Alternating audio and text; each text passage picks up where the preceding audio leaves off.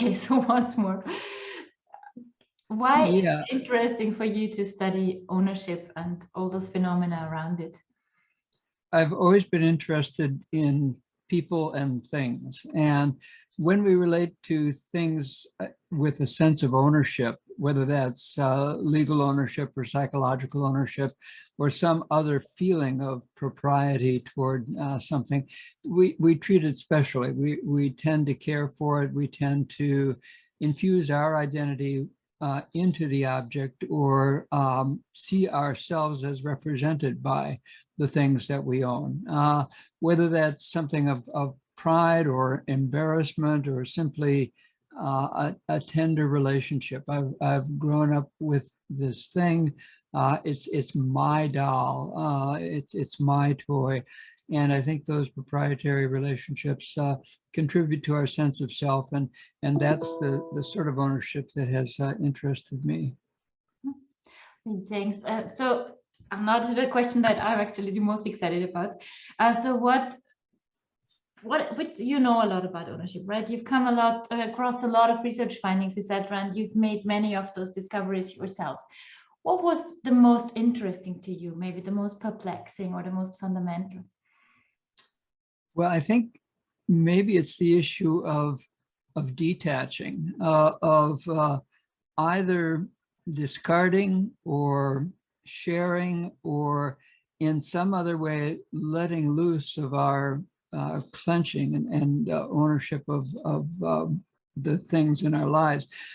One of the saddest ways that I learned about that was last year my mother died, and she had moved from a home, a single family dwelling, to an apartment for seniors, to a care home. And in each case, the size of her home got smaller and smaller, which meant that we had to discard possessions. And I guess the ease with which that happened was surprising to me, because it's not that it reversed my notion that we cling to things and get a sense of identity through them, but it was how easily things that have, in my mind, meant something dear to my mother, in this case, to another person, can become alienated and without the deep sense of loss that I guess I would have expected. That's looking at perhaps the bright side of it, if you will, that we can detach with things with some impunity. But the more sinister half is that the things that we've really treasured can be discarded easily. I think of the Rosebud in the Citizen Kane movie, which was the object that to William Randolph Hearst, who was being portrayed in this movie, meant the most. And no one knew what that was. It was his dying word, Rosebud. And you had seen early in the film that he was sledding in Colorado, where he had been sent to live with someone else. And it turns out that the workmen who were throwing all of his possessions onto a fire in a boiler one of the last things they threw was this sled named Rosebud. And so you got, there's another story about what Rosebud really meant symbolically in the film. It was saying that all of these things that mean something very dear to us can go up in flames in a moment, that we can lose them. And I guess getting back to your question about surprisingness, there have been a number of studies of how people respond to disasters. Their home is destroyed by a fire or destroyed by a hurricane or something else that takes it away just like that. And they recover pretty well. People don't depend upon things psychologically as much as we might expect. They depend upon them functionally, that this home gave me shelter, this thing kept me warm, or whatever it might be. But symbolically, those things that we put so much of self in and seem so treasured and dear can disappear.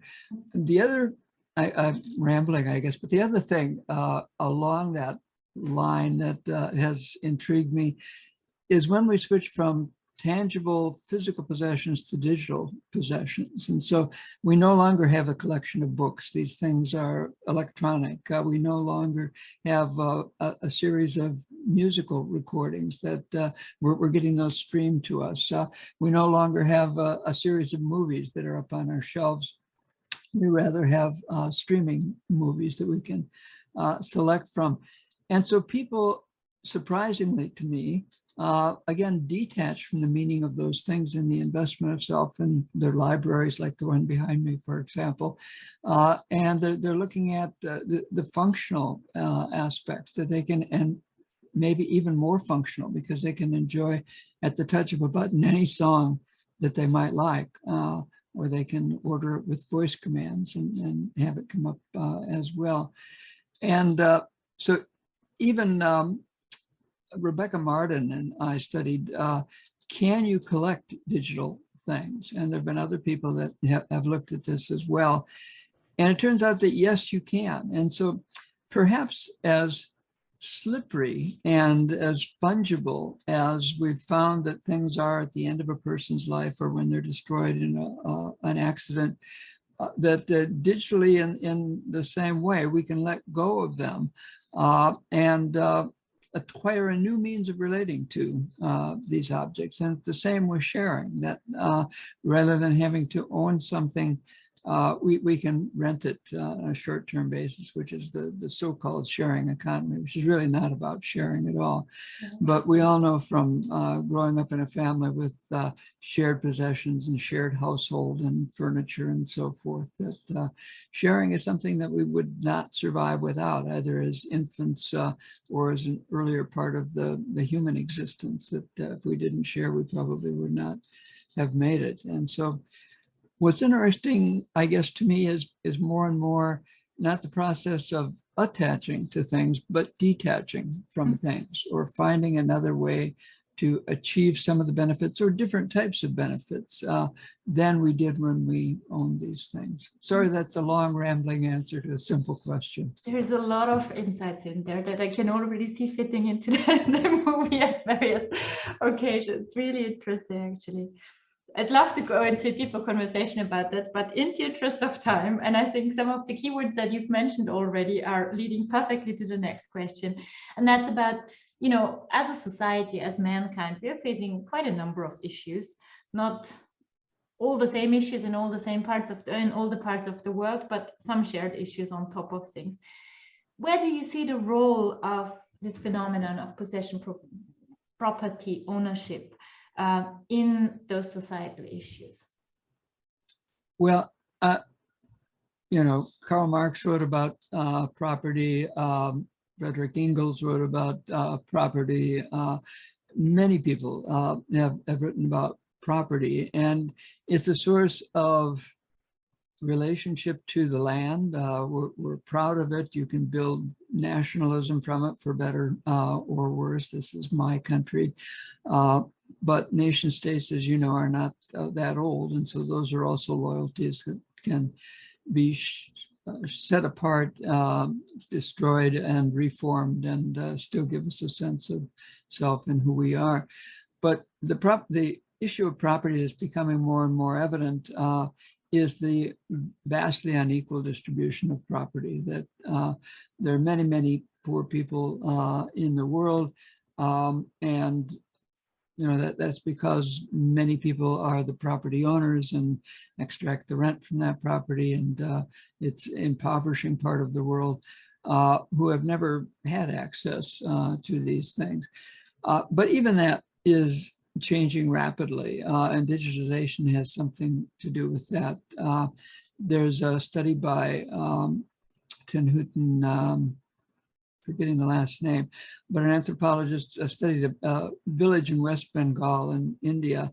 And at the same time, they got electricity, television, and telephones, with cheap phones coming from China. And so all of these things came upon them at once. And so they had access not just to tangible property, but to news of the outside world, ability to seek information, get medical care, to entertain themselves, and so forth. And one of the things that villages tend to do and rural areas tend to do more than urban is to share, to get by, and to help each other building a house or whatever it might be. And so here we see the clash of two systems, that suddenly with this access to property and the things that it brings, it's disrupting the old system. It's saying, no, this is mine. You can't have this. And we retreat inside our house to watch television rather than sitting on the porch and talking with neighbors and so forth. And so that division of society on the basis of property is problematic. But when we try to provide a solution to that by giving everyone property, that too brings a set of problems in its wake. And so the question is, how do we create a more just society with more access to property and the goods that property brings, happiness in our lives and so forth, without totally disrupting a way of living. I'm reviewing a book right now on Chinese society and Chinese minorities in particular in the west of China, and how China is helping them by bringing industry and by bringing tourism and by bringing capitalism basically to Buddhist societies, to Muslim societies who had a deep sense of who they were, but now this is sort of being forced upon them, this property system. And that's not a good, well, we can be nostalgic and romantic and say the countryside is warm and fuzzy and the city is evil and dark. But apart from that, I think there is a clash of systems there. And so how do we adjudicate these property imbalances if we're going to raise the rest of the world? And arguably, for all of its faults, capitalism has done that, and Chinese socialism has done that, and raising people out of poverty. How do we do that and keep some of the values that are in the areas where we're trying to help people? These are all related to property. It's not that property is the evil. It's not that property is the snake in the garden who's going to tempt people into a more sinful way of life, but rather that it disrupts ways of living. And is there an easier way to do that? It's not as simple as planting a tree and watering it and saying it's mine and getting the fruits of it and becoming a capitalist because someone owns that land, someone owns that seed, and so forth. So there's all sorts of really difficult issues. You're in Vienna, yes? Yes. And Vienna now has the Central University, European Central University, which used to be in Budapest, and a political decision sort of expelled that university. And so there's questions of ownership there as well. And where did this money come from? And Soros is the evil character in the Hungarian way of thinking right now. So property is all about all of the issues in the world, if you will, or it can be almost boiled down to that.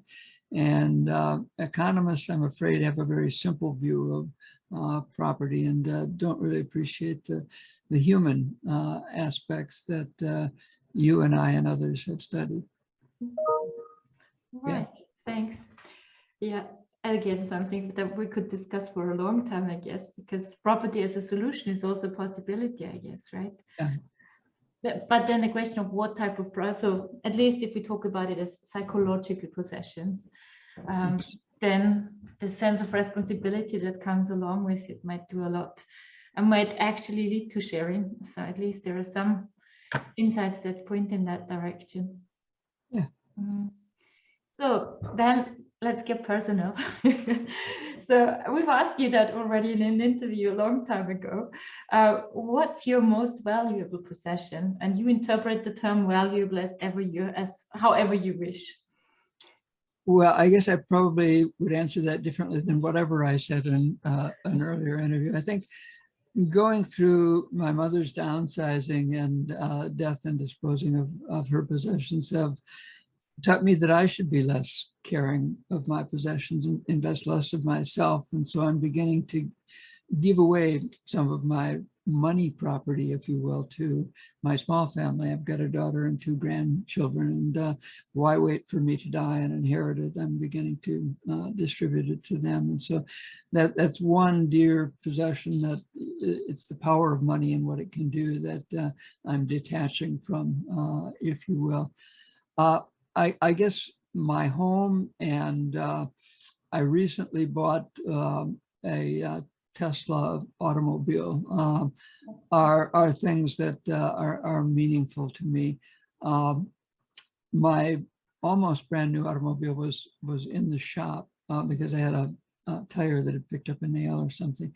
And while it was in the shop, a mechanic ran another person's car into it and damaged my new car. And so they said, what can we do about it? And so I accepted a token amount of money, $100, discounting my purchase of a new tire, but also that they would fix it. And I was more stubborn than that. I said, you must give me a replacement car, and you must bring it to my home, which is about an hour away from here. And it must be also a Tesla. So they finally did that, and I switched cars 2 days ago now. And, you know, that was my car, and it's not the same now that it has a blemish on it. It's like a scar, I suppose, on the new car. But the new one is awfully nice, and it's a little bit better model than mine, so it does things mine didn't do. And so I'm enjoying that replacement. Again, the functional is replacing or compensating for the symbolic, in a sense. So I'm less attached for that reason. My home, we besides my mother dying last year, my wife went through 3 months of brain surgery, and so I had to get, and I was caring for her disabled sister who lives with us as well. So I had to get a caregiver who would come in. She's just half-time and comes in during weekdays, but I'm sharing my home with her, and she's gradually become a pseudo family member, I suppose. And in that sense, I'm learning to share my home. I've never been to show you how unproprietary I am with my home. Since I was in my early 20s and got my first home that I owned, which was with someone else, I've never locked the home when I've gone away. We could go away for a month or a year, and I would not lock the home, and never had any bad incidents. I do lock my car. Actually, it automatically locks itself. But the home is something I've felt pretty open about, but also because it is a haven, because it's never been broken into as many people's homes have. And so I think if I had that experience, I might, well, I've studied people that have had that experience, and they tend to feel scarred, like a scar on their body, or invasion of their body, or even violently raped because people were going through and touching their intimate things. I now think that that's an overinvestment of self in property. And so I guess I'm not as attached to things as I might have been. Family members, yes, people, but not so much things. Right, thank you. We're at the end of our questions. Is there anything else you'd like to share? Well, I don't know. There are all sorts of aphorisms and sayings about property and things and ownership. One that I've always sort of liked is an old John Webster quote from the 17th century, I believe.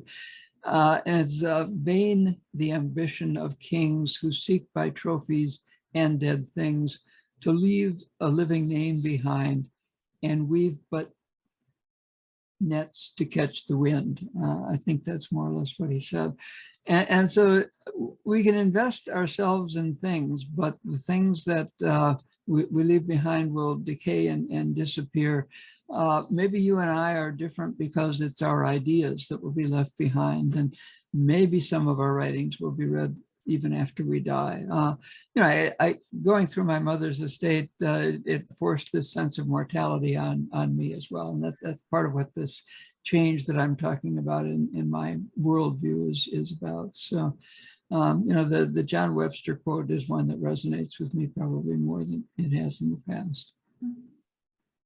Right. Thank you. I look forward to meeting you in person again at some point. That will be nice. I look forward to that as well.